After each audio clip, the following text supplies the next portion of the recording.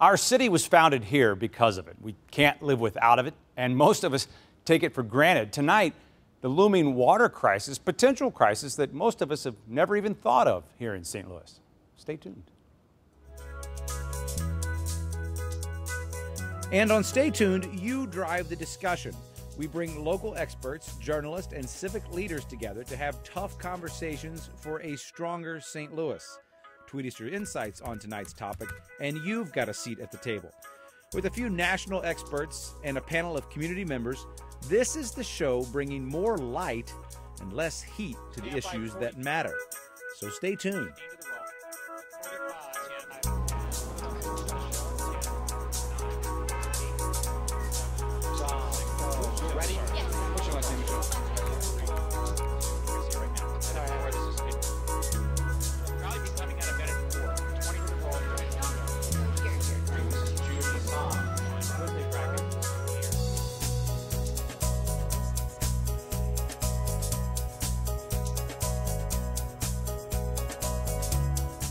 All right, welcome to the show. We have Amanda Cox, a civil engineering professor with St. Louis University, which we just established. Civil engineering is the politest of all engineering disciplines. Engineering jokes are few and far between. I apologize. But before we start off with Amanda, we want to kind of get a little bit of a grasp on what we're talking about here tonight. And to help us do that, the 9 Network's Jim Kircher. Demand for water is increasing. The EPA says the average household uses 146,000 gallons a year, enough to fill 12 swimming pools. But 70% of this is actually for indoor use, showers, toilets, faucets. St. Louis County has an expansive system for delivering that water. In fact, if you laid out our pipes in a straight line, it would stretch from here to London. Expansive, but also old. Much of our aging infrastructure is in desperate need of repair or replacement. Take Kirkwood, for example, where water main breaks, which can cause significant property damage, have increased 500%. 28 breaks constituted an average year back in the 80s. Now breaks have skyrocketed to 150 every year. Since water pipes and sewer lines are underground, they are literally out of sight and, for many, out of mind. When asked, 69% of the voters and 72% of businesses agreed that they take access to clean water for granted. So what do we do about our pipe problems? In his research contained in Water, a Critical Resource for the St. Louis Region, UMSL professor Terry Jones notes that there are ultimately 2 ways to lower water consumption: voluntary conservation and mandatory price increases.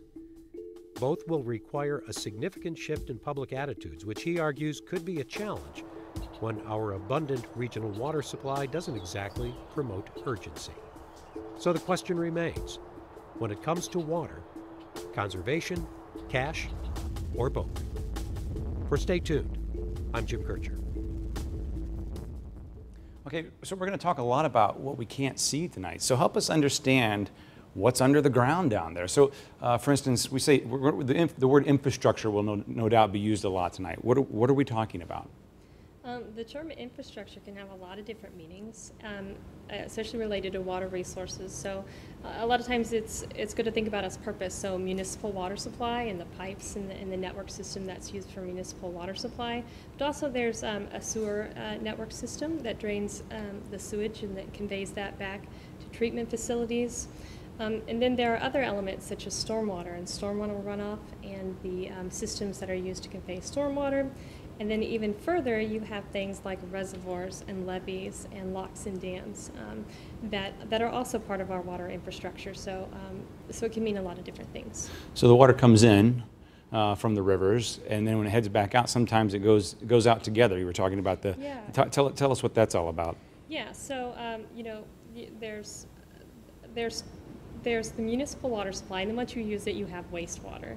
You generate wastewater, and that is all conveyed through a sewer system to be treated before it goes back into a river system. And then you also have the stormwater that I talked about, and the stormwater is runoff from like parking lots and roads And so this stormwater that's runoff will either go back directly into a river system through some pipe network system or channel, or sometimes it's combined with the sewer flow. And in that combined system, then all that water is treated before it goes back into the river. So it can either not be treated, the stormwater cannot be treated and go directly into the rivers and streams, or it can be combined with the sewer water, and all of that is treated before that's sent back into the rivers.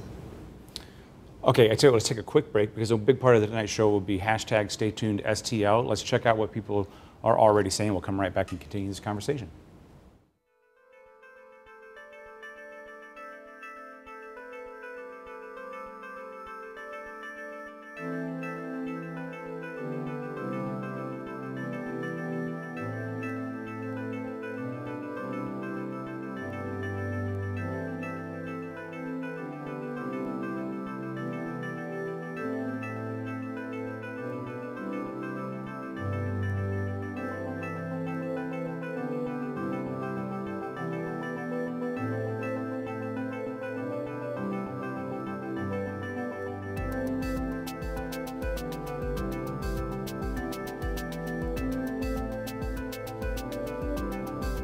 Okay, so picking up on what we were just talking about, a fact of our modern world is that a lot of our surface has now been paved, and it doesn't just, the stormwater we're talking about, the rainwater, the runoff of your roof, doesn't just kind of naturally flow back into the system of the earth. It goes into these pipes, but then it also combines with the sewer in some places. That can be a problem at times. Is that a fair thing to say? That's a fair thing to say, especially in St. Louis. We have a couple different types of systems. Like I said, one system, the stormwater is conveyed directly into the river, and the other one is combined. And if you have a really large flow events, sometimes those combined flows, the sewage and the stormwater, it kind of overwhelms the system, and the treatment facilities can't keep up with the amount of water, or you can't hydraulically convey that amount of water in the system, and then we have overflow locations where it essentially will outlet raw sewage into the rivers and the streams, which is not ideal at all, but unfortunately that's the system that we have, and those are the limits that we have on the system. Of course, we can predict how much will be coming out of our homes. You can't predict how much it might rain on at a given time. Exactly. Well, you can have some level of prediction, but there's a lot of unpredictability, and our system is what it is, and it just has limits on the capacity of what it can handle. Talk about the age of our system a little bit, and is it, I don't know, is that a factor when we're dealing with these kind of things? It certainly is a factor. Some of the systems date back to the 1800s, and so during that time, engineers and designers probably couldn't anticipate the amount of water that we would use, and then maybe just also the amount of urbanization that we'd have that would contribute to stormwater runoff. So all of these elements, you know, those older systems just were likely not designed for the conveyance that they're expected to handle right now. Amanda Cox, St. Louis University civil engineering professor, thank you so much for your time. We appreciate it. Thank you. All right, we'll be right back.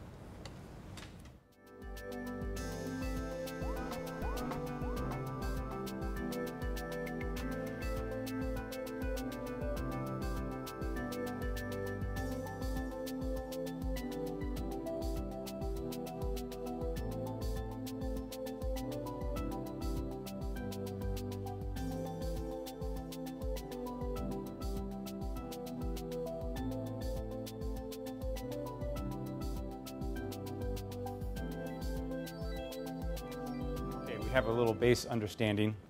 Gentlemen, I've never actually been to an engineering cocktail party where the topic was water, no holds barred, but that's what these are the parameters tonight. Let's understand what we're talking about a little more. Brian Holscher, Executive Director of MSD, Frank Cartman, CEO of Missouri American Water, which at one time did provide some coverage, some funding for coverage here at the 9 Network, full disclosure there, and Kurt Scobie, Director of Public Utilities, City of St. Louis Water Division. So tell us more, what infrastructure exists in the City of St. Louis and in the county? How does that relationship look underneath the ground? We'll kind of follow up your previous discussion, and I'm on the wastewater side, so We're on the tail end of the process. The city of St. Louis, about 20 square miles. No pun intended there, right? Just to make sure. Depending on however you want to take it. Fair enough, okay. So 20 square miles adjacent to the city. That 80 square miles has the combined system that was described earlier, where wastewater and stormwater are both handled by the same system. And then as you go further out into the balance of the county, the rest of that is a separate sanitary and storm system. The amount of infrastructure we have is about 7,000 miles of sanitary sewer between combined and sanitary, and another 3,000 miles of storm. So in total, about 10,000 miles of sewer. Typical for this number of people we've gotten in the St. Louis city? Not typical at all. We have a massive amount of underground infrastructure because of the way St. Louis developed. If you were to start from today, you'd lay out a typical system of trunk sewers and find an efficient way to get rid of both the stormwater and the wastewater.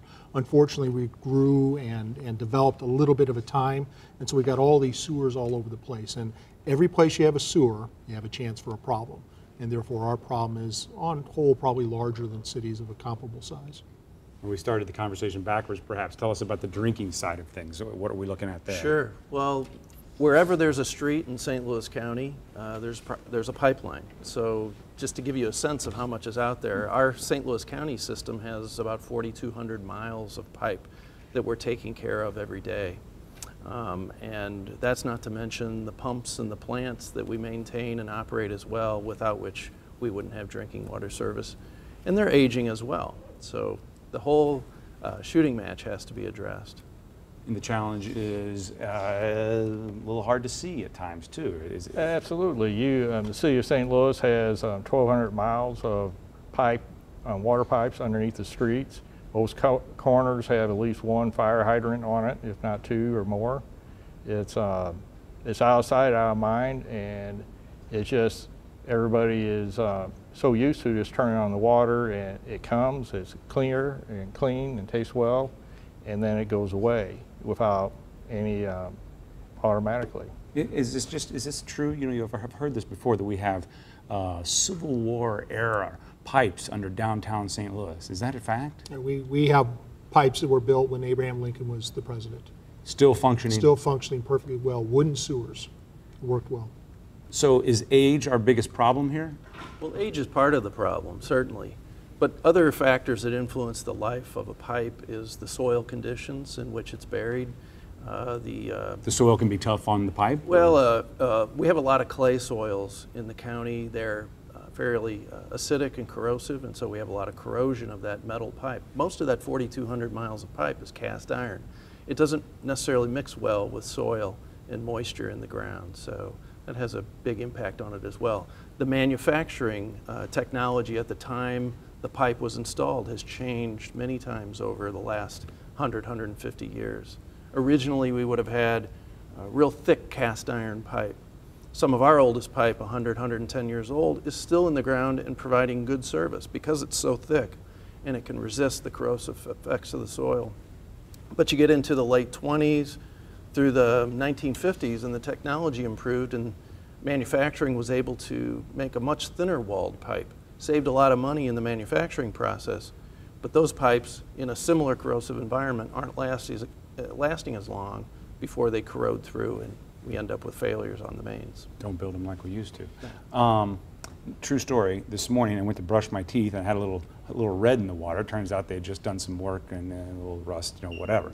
But that's probably the first time I've really thought about it in a long time. I think that's probably how most people are. Why should we care about what we're even talking about right now?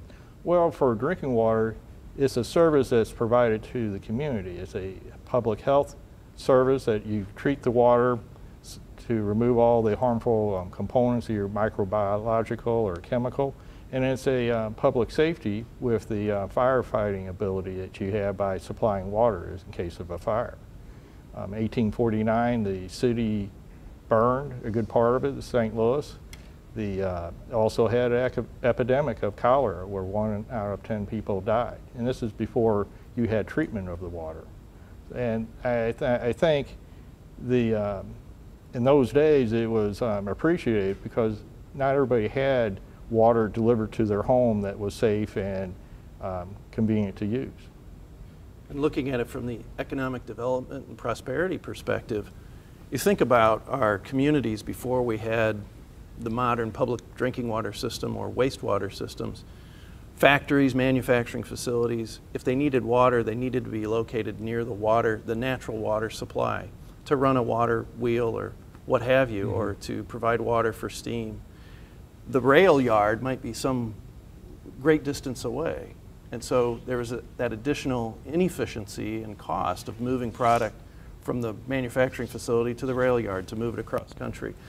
Today, with the modern drinking water system, you can pretty much locate your manufacturing facility or your business wherever you need to within the developed area.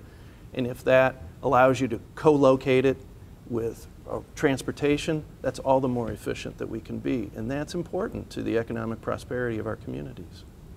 So if other people are like me and they haven't been to an engineering cocktail party where the topic is water, how do you make people care about this stuff? Why is this important to our region, to individuals? Again, and I'll take it from the wastewater side. There's a couple ways. One is the most obvious. We're obviously handling what gets discharged back into the environment.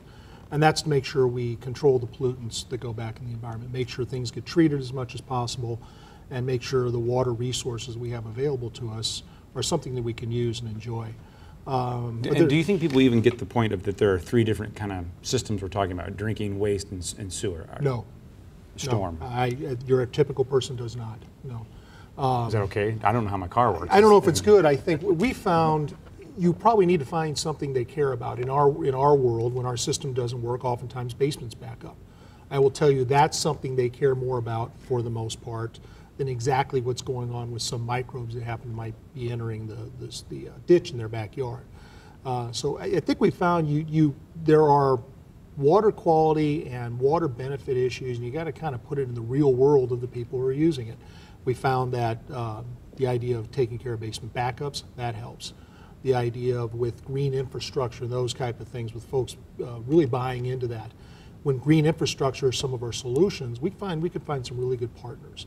And so I think as opposed to trying to draw folks into your world, I think we found we need to take our world and make it part of what their real lives are and what they're worried about, at least on the wastewater side. It seems to be much more successful that way. Because at stake is what? Public health, public safety, and economic opportunity and sustainability. Absolutely. That's correct. Sustainability in the long run for the community. And in the short term, is this something that we need to be focused on? Yeah, absolutely. I mean, it's not a crisis today. In the American Society of Civil Engineers infrastructure report card that comes out once every 4 years, Missouri received a grade of C- on its water and wastewater infrastructure. That's not a crisis, but I think it's a strong signal that we need to be placing more emphasis on it, more funding, more education, more conversations with our customers to help them understand just how important this is, and that we need to address it now before it becomes a crisis, or we'll be way behind the curve at that point. It'll be more costly to address it when it's a crisis. And really, we're entering in a new phase in the cycle of like a utility, where we have built up the utilities, we have laid the pipes, they're paid for, they've been paid for by our grandparents or great-grandfather, depending on your age. But now it's coming to the time that over the next 20, 30 years or perpetually, we'll be replacing what was originally installed. And that has not been much of a consideration or a much large portion of our rates that we have for our systems, because the pipe, it lasted 100 years. So if it's 50 years old, you don't need to collect revenue to replace it. Gentlemen, thank you all very much for your time, for your insights. You know, you speak of the sewer backups. I think something else that people really take note of is when their life is interrupted by a water main break. Margy Enright shows us more about that. It flows freely from our tap, and when we take a sip, clean our dishes, or enjoy a long shower, we usually don't think about its journey from river to running faucet. But when water makes the news, what's left of that water main break that we happened just might think about it. this morning? You can see this field right here is still covered in water. Started around 5 this morning and lasted roughly an hour. And you look at it, it looks like a river. Another water main break, leaving them without I see water bubbling out from the ground. Could no cars come through? Could none come through? This particular water main break in North County at Woodson and Natural Bridge flooded National Rent-A-Car closed Kratz Elementary. And by the time I got there, I also managed to get my shoes pretty wet. But I realized for all the headlines, I didn't actually know what a water main break was. So I asked. Meet Varon Johnson, who spent 30 years fixing them. When people see it, when they look at the news and they see how that water's gushing out the ground, well, that's a big problem. A main is what it sounds like, essentially a pipe. I learned mains can break for a variety of reasons and in a variety of different ways. 9 times out of 10 in the wintertime, it'll break what they call circumferential, which is like a round and round. It just breaks from circle in a big circle. Okay, in the summer times, a lot of times when we are pumping a ton of water, the old pipes, sometimes the pressure hits them and they call longitudinal breaks where it just split longwise. Or sometimes it might just blow a big pressure hole in the bottom of the pipe or the top of the pipe. But today on Carmen Valley Drive in Baldwin, Varon and his crew aren't fixing a broken main. They're replacing one that they think might break. Every street has it meet a certain criteria before we go in and replace it. And this main has just in the last few months, has had eight or nine main breaks on this one street. So that at that point in time, it's pretty persuasive that we need to get in there and get it replaced.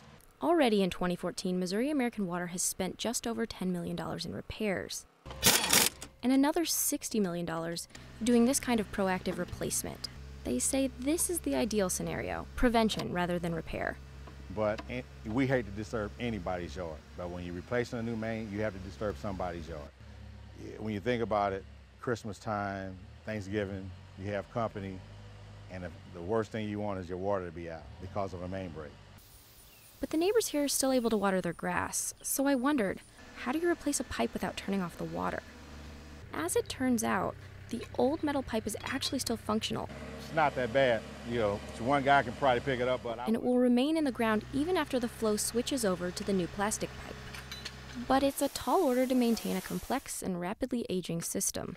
Our St. Louis County system is really monumental in size. We have 4,200 miles of pipe. So it's a huge system that has grown decade by decade. And now, in this millennium, we're in the era of replacement. Last winter saw a record number of main breaks locally, but it's more than just the frigid temperatures. Weather really doesn't have a lot to do with it. The system's older. That's probably the number one. As a veteran of this job, Varon has a glass-half-full mentality, even when it comes to repairing water main breaks in sub-zero weather. 1989 was in Brentwood. It was probably zero with a wind chill of about minus 12 or 13, and the water was shooting, I guess, about 30, 35 feet in the air, and it was shooting right over top of this house. And the guy had his Christmas lights on, and the water was freezing on the house, and he just left long icicles, and it looked real pretty in the light. It was a beautiful thing, but at the same time, it was an emergency, so we had to take it, treat it as such. For Stay Tuned, I'm Margy Enright.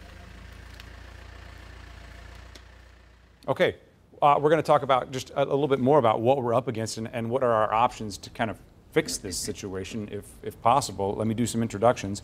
The president and CEO of Heartlands Conservancy, David Eustace, is here. Kelly Simpson, Donahue and Associates, and Steve Stoll. He's the commissioner of the Missouri Public Service Commission. I think sometimes people say, okay, does this mean it's going to cost me more money? Is that how this is all going to go? Oftentimes. I mean, we at the commission, we regulate investor-owned utilities, and when... Stop right there and tell us what that means. Okay, that means like Missouri American Water. We actually regulate, since we're talking about water and sewer companies, we regulate about 75 companies in the state of Missouri. Most of them are very small. You decide what they can charge. We give them I won't get too deep into the weeds, but a rate cap. So we say you can earn an amount to recover your prudently incurred costs, and you can make a profit for your investors.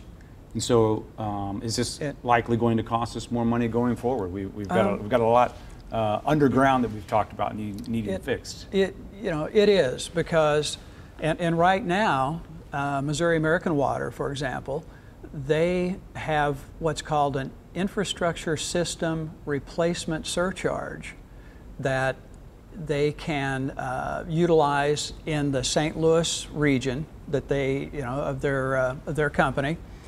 And this allows them to recover a certain amount of infrastructure replacement annually, and do this without bringing a general rate case before the commission.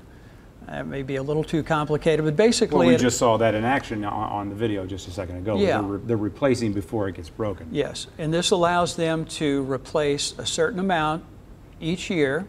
They were given, I guess the commission was given the authorization to grant what's called an ISRIS, infrastructure replacement, to this utility in this area, and so they can begin replacing so much per year.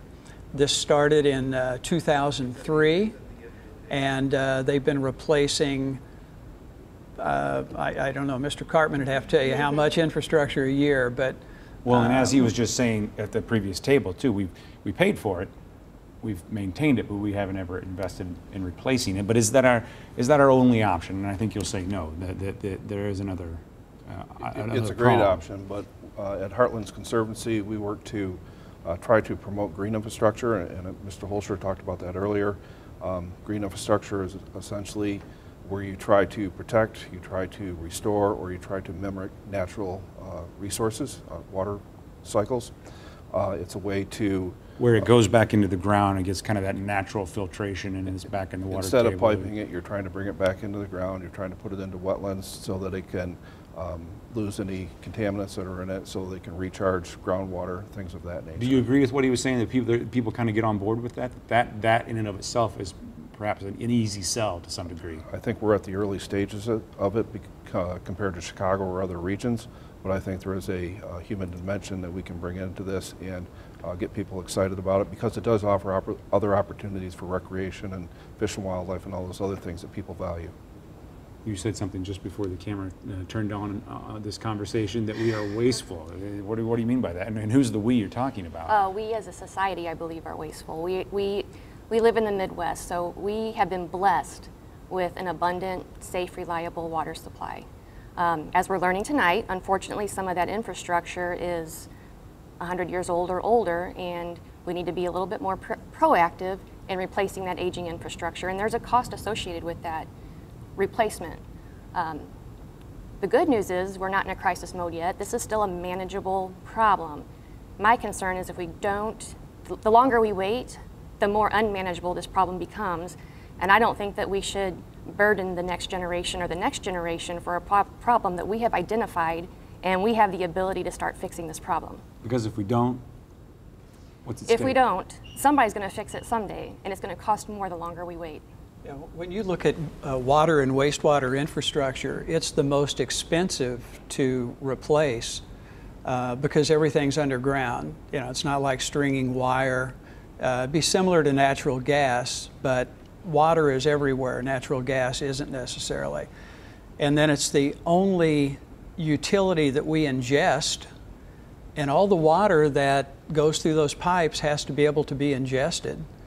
And you can take things like leakage, and I forgot what the figure is, it's in the report, but there's a certain amount of leakage. There's stormwater infiltration into the sewer system that causes our sewage treatment plants to have to clean a lot more water than they really should. So we are wasteful, and but it seems like more inventions are coming along to help conserve water, like in the toilets and things like that. An awful lot of water is used there, but it's a multifaceted effort to do all this. It's not a commodity. We kind of expect that water it's like a human right almost, it feels like, but yet then there's a lot of cost associated with it. Is that a hard connection to make with people? Do they know what their stake is in this? It's a human right, but we also don't understand, or it's hard to understand when you have the Mississippi River just adjacent to us in an extended drought, how much that system can drain out and not have that available water. So we have to plan for those extended drought periods, that we have water for all the uses for navigation and energy production and public water supply and everything else. And it's hard for people to grasp that because we see water everywhere here. And Terry Jones from UMSL, in that report that you're referencing, said there is no sense of urgency. I think it was something like 60-some-odd% of people and 70-some-odd% of businesses even admit that they take it for granted. Yeah, certainly. That's a hard place to start a conversation about changing behavior, I would imagine. Definitely. Another thing I have a hard time wrapping my brain around is when people complain about their water bills. I think tap water is a great bargain. It's on average less than a penny a gallon. The average home uses, maybe somewhat wastefully, 200 gallons per day. 200 gallons per day at a penny a gallon, that's $2 a day. Are we paying too little? That's a great bargain. Are we paying too little? I mean, it's always that balance because we're not looking at the need for water and wastewater infrastructure in a vacuum. We're also dealing with increased electricity costs because of environmental regulations and things like that, which are all necessary.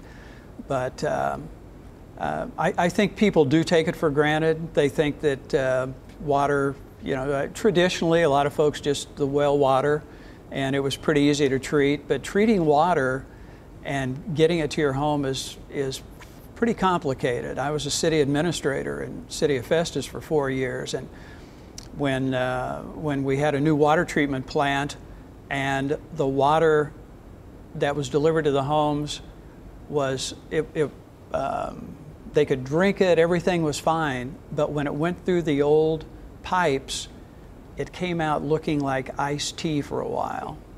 And people... Did it taste like iced tea? It didn't. A little sugar may have helped, but it's not easy. It's not easy to get water that has all those qualities, that no smell, it has no taste, and all those things. It's just not as easy to do as people oftentimes think. So it does cost something. More than $8 billion needed over the next 20 years. Yearly budget of St. Louis County is less than $1 billion, like $600 million or something. It's a lot of money. It's staggering, yeah. Well, we're a little bit behind the curve right now, so the longer we wait, the further behind we get, and that number is going to keep increasing. Okay, we'll leave it there for now. Kelly, Steve, and David, thank you all for your time. This is another story we want to take you to where water becomes personal when it starts to go wrong and not work the way you want it to. This is my colleague from KSDK. Squishy footsteps speak to the concern Nick Brush and his family have. Just all mud, and can't really walk on it without, sinking down into it. Their home is right next to the source, and their soggy property that he says coincides with the timing of the leak is not the greatest concern. If it starts getting in the basement and starts leaking in the basement or something. And you look at it, it looks like a river. Susan Krasnoski is a resident and trustee of the Homeowners Association. 2 weeks now. She and others are unhappy. Seems like a big waste. With how they say American Water is handling the problem. And they call me back saying, well, they looked at it, but it wasn't important, and they couldn't get to it for another week or more. So I heard from them like a week later, and they said, oh, it's a bigger issue than they thought. American Water confirms it is a big problem. What they thought was a hydrant leak was instead a break in a main line supplying water to much of the community.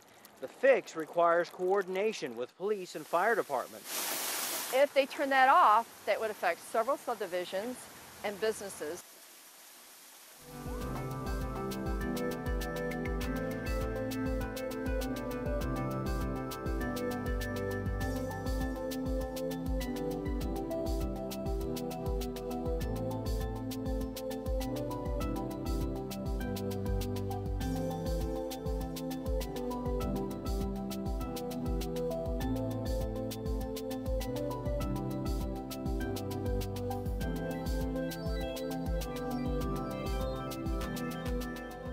Okay, can we have a philosophical conversation about water? I don't know. It's a fluid conversation about water? Okay, I'm sorry. Very fluid, yeah. Amanda Cox from SLU is back with us. Todd Swanstrom from UMSL is back on the show. Thanks for Todd for being here. And John Ho, professor at Washington University Sam Fox School of Design and Visual Arts, which is a fascinating perspective for this. What comes to your mind when you're coming from the design end of things and you're talking about what we can't even see?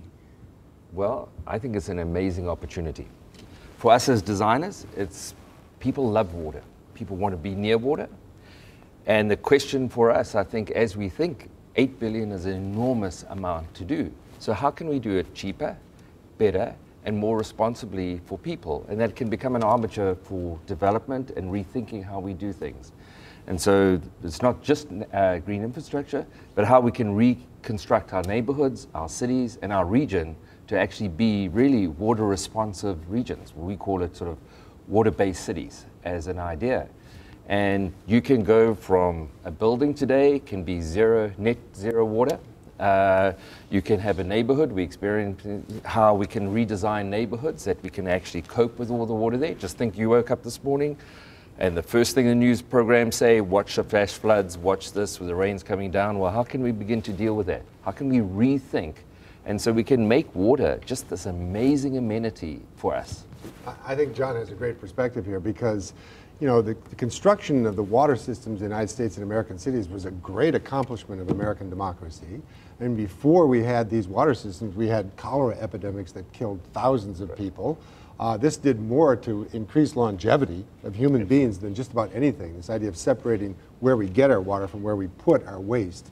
Right? So this is a great accomplishment, and by the way, we did this ahead of Europe. Usually we're often behind Europe on certain things, but in terms of this basic infrastructure, it was a great accomplishment of American democracy. And if we look at the challenge now and we say, well, it's about just preserving this system and, you know, got $8 billion just to have the same old system we had before. No, we need to have some imagination here about having a great system, a system that's more sustainable, more equitable, that creates great neighborhoods. And you know, so it's not, I think it can, if you're not going to excite people about just spending $8 billion to be exactly what we already have. Right, and you know, we always say design is invisible until it fails. It's failing, right? People know, you say water's invisible. It's not invisible when it fails. And everyone's out there and they're calling the engineers and complaining and things. So what we really actually have to construct is we've got to construct the system that's visible and need it, and people will become responsive to it. And it's amazing how much ownership people take when they can get to the water. There's this amazing quote about St. Louis that says, you know, when I arrived, I couldn't find the rivers. And they were talking about the Missouri and Mississippi River. And in some ways, they're actually kind of right.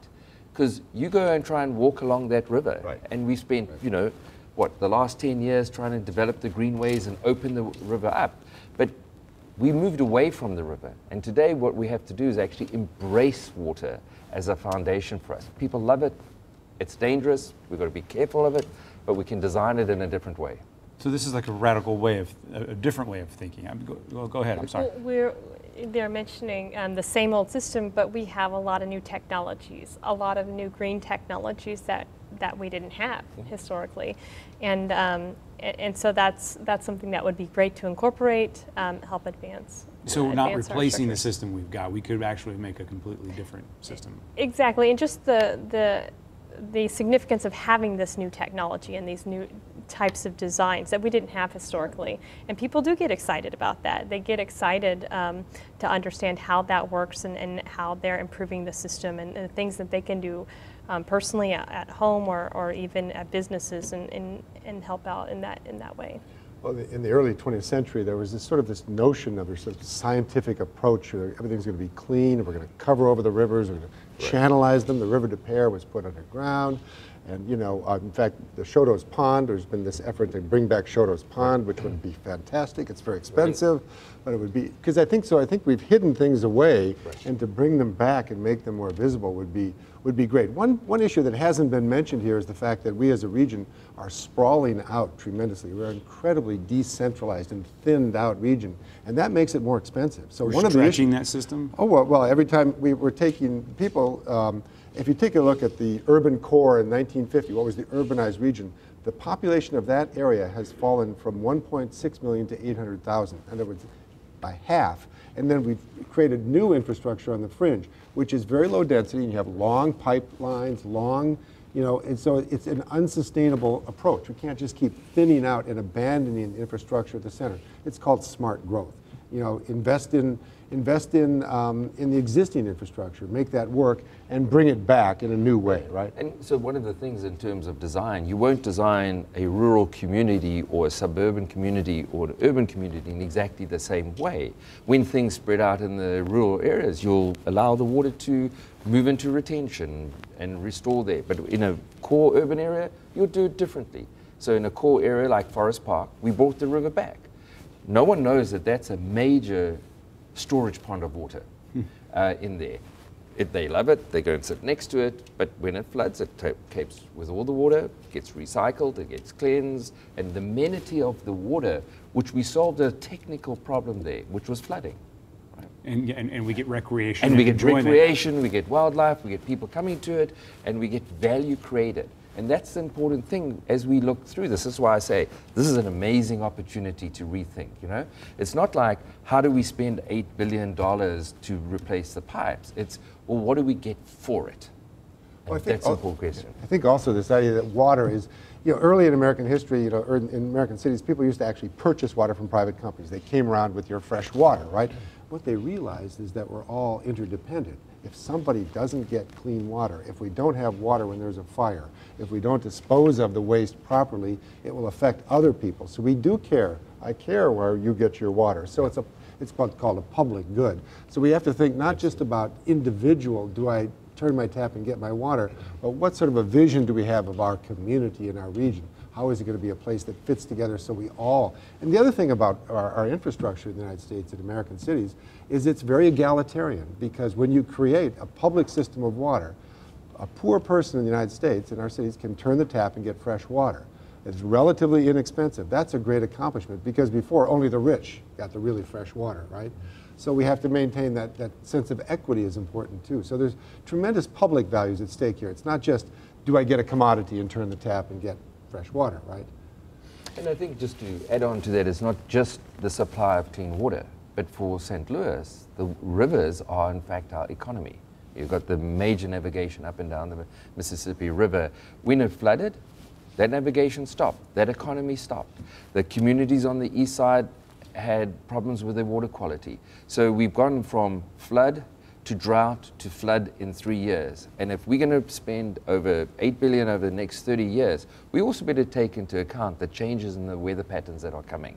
And we're going to have more extreme floods, more extreme drought. We have to get out there and actually protect our water sources and rethink how we've been doing things. You mentioned the locks and dams at the very top of the show as part of the water infrastructure. Absolutely. Yeah, and you know, we get our municipal water supply in the St. Louis region primarily from the rivers, but there are several smaller towns just outside of us that use reservoirs, and there's a lot that can be thought about the sustainability of those as well, and the droughts and floods impacted those quite a bit more than just the river, and especially the agriculture economy that we have. That was huge for that. Huge economy in agriculture. So before we run out of time, explain to me something we've seen a lot, the gray, and then there's all kinds of different color terminologies. And can someone make sense of this? What we're talking better than I. Soft green is the same thing, meaning basically we're returning it back into a natural system. It's called sort of living with your rivers in a natural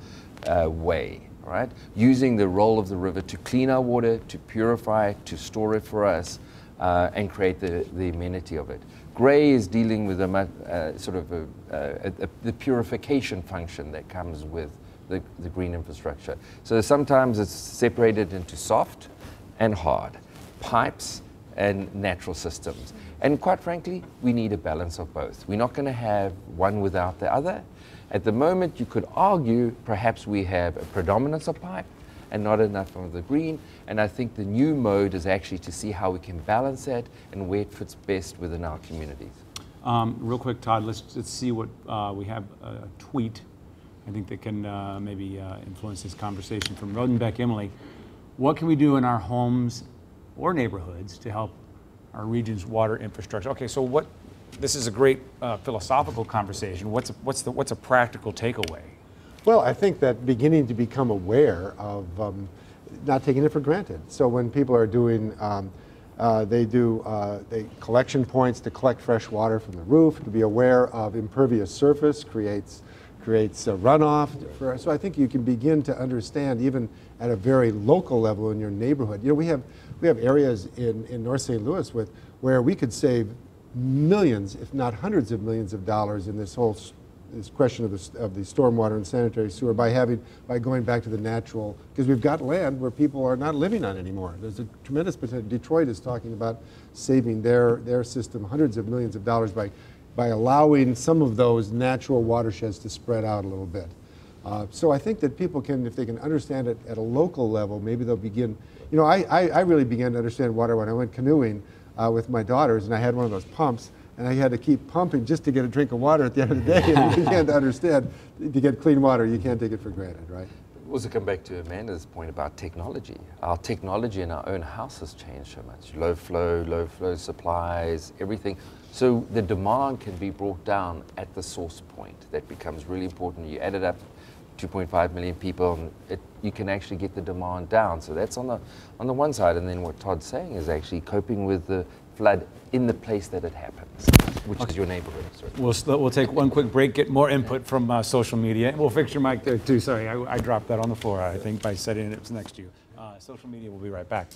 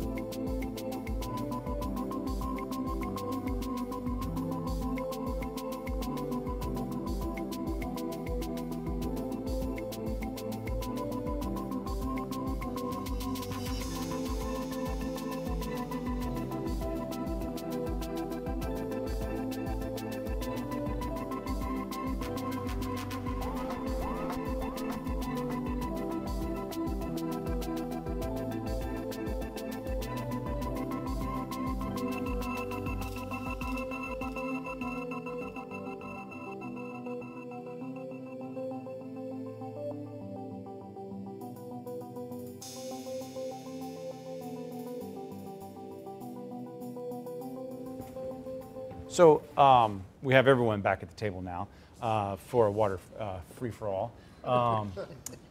Sounds like you guys were talking in that last table, and you guys tell me if you heard the same thing, but that this is the kind of the relationship to our water, and that's something we've heard about even specifically in the arch redesign, trying to get more use out of our riverfront, trying to connect. You can't see the rivers when you're downtown. Is that part of this conversation, or have I gotten too philosophical about a very practical conversation? Well, one of the things I would say is that we've treated rivers as dividers in St. Louis. In other words, it's the east versus the west on the wrong side. Rivers can be uniters, I think, if we think about them differently. This is a real philosophical paradigm shift, but to think about how rivers unite us, that we're part of the same watershed, and we're not divided by water. I think Great Rivers Greenway and the trails they're doing is trying to project that kind of image, that we can think about uniting the region by our water, not dividing it. So that's one way we can maybe shift our perspective. Is that in the conversation at all when you're trying to think about how you're going to convince people that we needed to invest in this infrastructure? Absolutely, and I'd like to go back to the viewers' comment about what they can do to help preserve our infrastructure. And something they can do on the water side that has to do with the watersheds is be a good steward of the environment. Recognize that everything you put on the watershed ends up in the river. And for us on the drinking water side, we have to remove that from the river, and that has a cost associated with it, not only to the environment, but to our customers. So that's a real practical thing that all of us can do to take care of our watersheds. Okay, so we've heard about the cost. We've heard about the $8.4 billion. The two solutions as were established by Terry Jones' report and the conversation tonight, the cost, but also the conservation. What does conservation actually look like, picking up on what we just heard there? Conservation complements the work that these folks are doing with the pipes. We're bringing people into the, we talk about place, sense of place. We're bringing people to the rivers. We're making them aware of the resources there. So the importance of keeping the pesticides and chemicals out of the watershed, and also to participate in the watershed. So place is very important in this whole process, understanding the watershed. And if I can add to that, when we think about conservation, that brings into the equation the whole carbon footprint we're creating, because water is heavy, whether it's wastewater that we're taking away from homes and treating, or whether it's drinking water we're pumping from our plants to the end to our customers. It's heavy, it takes a lot of energy. And if we can conserve water and reduce leakage in our systems through the replacement of water mains, then we're reducing our energy consumption and reducing our carbon footprint. Never thought about water as there's a real water energy nexus there. And when you say watershed, that's St. Louis essentially. Is that fair? I mean, we are a watershed in this entire area. We're surrounded by water, right? The Mississippi, the Missouri, and the Merrimack. So is this a conversation enough of us are having? I'm guessing the answer is no. And how do we change that? Todd mentioned pumping water out of or not out of the canoe, but making fresh water in the canoe. I think the time I thought about this the most was an overnight trip on a tiny little sailboat where your water is precious. If you don't have that experience, can people really get a grasp on this? Yeah, I was wanting to comment the drivers, and I think that's what we're talking about. Why should people be interested in this? And a little separation between wastewater and stormwater. Since April 2012, we are under an order by a federal judge to spend $5 billion in 20 years to fix the wastewater system. It's just kind of the nature of our end of the industry. A lot of the things you heard today, green infrastructure, I'll agree with Frank. What can somebody do on the wastewater system? The best thing they can do is disconnect their downspouts from the sewers and let them go out on the grass. That is the best thing. In some cases, it causes overflows. In any case, it allows things to become much more natural. Opportunity for water to soak in the ground, to do a lot of other things. Is this back to that mentality when we had the River de Pere underwater? We just like a nice, clean system where we don't have to see it. Is that a mentality that we have to break away from? Yeah, it's seeing engineering and hiding things as the solution to dealing with them. And it's a consistent problem. The same thing with energy as water. And so basically I think we have to make water visible and meaningful in a person's life. And I think just the disconnection of the downpipe is really interesting. It completely changes how you think of your garden, and that's really important. Those small incremental things become really, really critical to be able to do, because you suddenly empower the homeowner to cope with it, and it's got a financial impact on people as well. So if you can now escalate that to a neighborhood scale, you're really beginning to change how we think about things. So this becomes an essential way that we rethink the design of our cities. Is that the beginning to taking on these 5 challenges that Mr. Jones laid out here? We've got the invisibility that we've talked about. We don't really see it. He talks about the political culture when it comes to spending money. We have a very low tax and also low debt kind of culture. I think that's a big issue in the United States. We just aren't investing in infrastructure generally. It's not just water. And I think it's a sense that infrastructure is it's a public good. I mean, we have to do it as a society. It's not done by a private corporation for a reason. It needs to be regulated by a utility, right? Because it is a monopoly of a sort, but it affects so many things. It has so many externalities, as they say, that we need to recognize the value of public goods. And I think they've been devalued for quite a while. I mean, how many advertisements have you seen saying that public goods are cool, or they're sexy, or they're high status, or whatever, right? And I think we've got a long ways to go, because I think private consumption and private goods are expanding at a rapid rate, but we're not taking care of the public infrastructure which makes possible the private prosperity. And I think I was going to say along that line that the utilities that are here, these are the public utilities. They are the ones that fund it. They are the ones that are served by it. What they think and what they want goes very much into how we conduct our business, how the elected officials respond to their wishes. It's if they want something to happen along these lines, it'll happen. The public. This public is the public's. It's their systems. And I think the way we design it is important. I am just going to come back to it. The way we design it will create the private value that does it. You think of the Boston Back Bay. It's a major sewer plant system initially. It created value for the private sector, and you built great neighborhoods in association with this. So it's not, this is a problem with infrastructure. It's a governmental problem. This one does water, this one does another thing, and it's all segregated. What we really need is to rethink this, such that when we decide to do a river de pair, and however it's going to be designed, it actually creates private value. It's not just a stormwater challenge. It's a challenge of how we will make value for the private sector. This has been the essence of great city design in America. Where we've done it, the armature is amazing for this.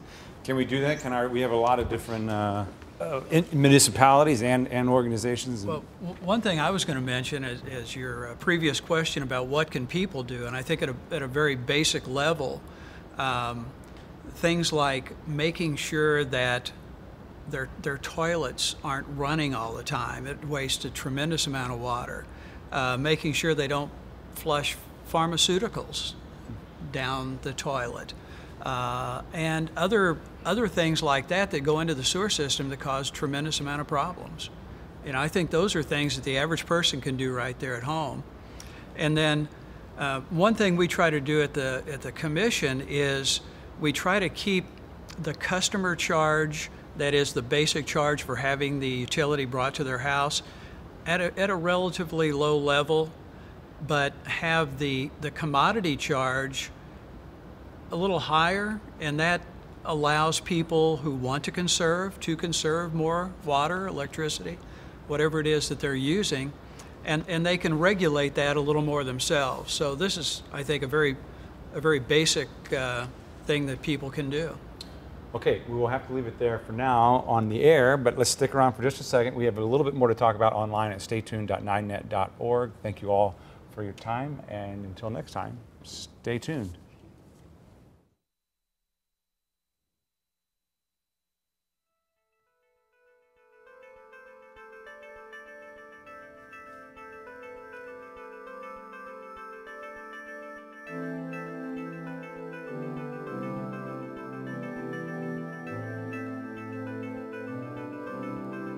I failed to mention that tonight's show is also part of the 9 Network's Water Matters initiative. That was kind of like my one thing I had to do tonight. So if someone could tweet that, it's part of the ongoing commitment to having conversation about environmental issues. So my apologies for not doing the business, which is very important for saying that. And just real quick, you mentioned, okay, so you're saying maybe a more holistic approach to the way we go forward. Is that possible? Does anyone want to take that on? Is that possible in the St. Louis region specifically? Well, I see examples of that. I mean, just yesterday was the first of a number of public meetings on the governor's comprehensive state energy plan going forward. These are going to be all over the state, and it's focused on energy, but this comment I made earlier about the water energy nexus, that is one session of those several meetings in October. And it's all about how water impacts energy and how energy impacts water. So I mean, that's the beginning of a conversation around this integration of different utilities. I think it takes a new kind of education. I'm sorry. A new kind of education, where engineers need to be talking to developers, private developers, and need to be talking to community residents, right? There needs to be a way in which these different silos that people, it's not just a thing, the water, it's part of the community. So it's a part of, economic development. The economic developers need to be talking about the people who are working on the water system. So we have these these silos, these bureaucratic entities, we have these government agencies, and I sense that there is a real desire here, especially among young people, to break out of those silos and to think more holistically. It's going to be difficult, though, because we're literally trained in our professions, and frankly, a lot of the kudos come from doing well in our own specialization, right? But we need to break out of that, and it requires people who are able to think more flexibly and think outside of just one paradigm. And it's absolutely necessary, because if you just think of one thing at a time, you're going to make mistakes, right? It's not going to work. And that's part of the problem in the earlier way it was done, right? It was thought of as a kind of a scientific management approach. Absolutely, it was scientific and management, but the issues were real too. And I don't think we should. Yeah, I understand. The provision of clean water is essential, and I don't think anything we're talking about would compromise that. If you look at, for instance, New York after Sandy, their water was up and running before any other city in that area. The sole reason, Catskills Mountain watershed was protected. They got their water supply from that. So when we talk green infrastructure, we are talking about the importance of clean water, making sure everyone has it in an egalitarian way. But it's also taking it a little bit further, which is the model I think actually MSD has the opportunity, is about to spend all this money in terms of rethinking. You know, how can that $5 billion result in X times that in private reinvestment? That's kind of the issue, because the private sector makes our cities, the public sector makes our common good, our common armatures. Water is one of those. I was just going to say, when you talked about teaching and changing the way we teach things, I obviously work at St. Louis University and our civil engineering department, and we have really tried to integrate sustainability into our curriculum, and several of our students have a lot of interest in sustainability. I work with our seniors now, and several of the senior design projects are related to sustainability on campus, sustainable buildings. So I really think there will be this generational element to this sort of mind change, this paradigm shift with the new generations that will help facilitate this type of transition. I think at St. Louis University, resolving our combined sewer issue, we talked about green infrastructure. It's a big part of what we're doing. Half of our CSO problem is just getting resolved with green infrastructure.